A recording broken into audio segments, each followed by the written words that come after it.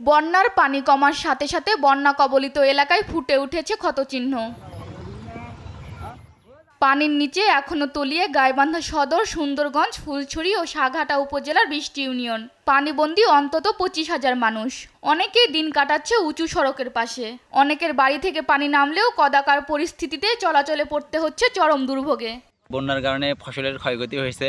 ফসলের ক্ষয়ক্ষতি হওয়ার কারণে আমাদের গবাদি পশুর খাবারের সংখ্যা দেখা দিয়েছে। এই আবাস সুবিধার ক্ষতিপূরণ করে সুস্থারা তাইলে হারা সরকার দায়িত্বগুলো পালন করেন তাহলে আমার ভালো হবে। এবারের বন্যায় চরম ক্ষতির মুখে পড়েছে কুড়িগ্রামে মৎস্য চাষিরা। বানের পানিতে ভেসে গেছে 450 হেক্টর পুকুরের 208 মেট্রিক টন মাছ। সেই সঙ্গে ভেসে গেছে 42 লাখ পোনা মাছও। আমরা পুকুরে মাছ ছাড়ছি, হঠাৎ করে বন্যা আসি, সবগুলো মাছ চলে গেছে, নেট দিয়ে গেছে, সে নেটও আটকাবার পাই নাই।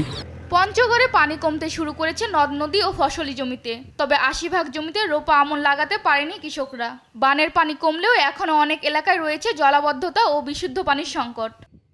বৃষ্টির কারণে চারা লাগাইতে পারিনি, আরও 10 দিন আগে লাগার দরকার ছিল, কিন্তু লাগাইতে পারিনি। পানিতে ছেলে মেয়ে বাচ্চা কাচ্চা স্কুল মাদ্রাসায় যাইতে পারতেছে না, পাক শাক করতে পারতেছে না, কঠিন অবস্থা আছে। আমাদের বাসায় ঈদের পরের দিন থেকে পানি, তখন থেকে পানি লেগে আছে।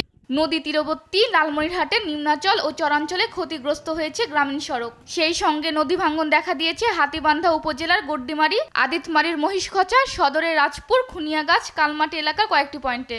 তিস্তা নদীতে পানি ঘন ঘন বাড়তেছে, আবার টানতেছে। এ কারণে বাড়িঘর অনেক ভাঙাভাঙি হচ্ছে। শ্রাবণ মাসে আরও বৃষ্টিপাত হলে বন্যা পরিস্থিতির অবনতি হতে পারে বলছে বন্যা সতর্কীকরণ কেন্দ্র। সালমা জাহান, নিউজ ডেস্ক, দেশ টিভি।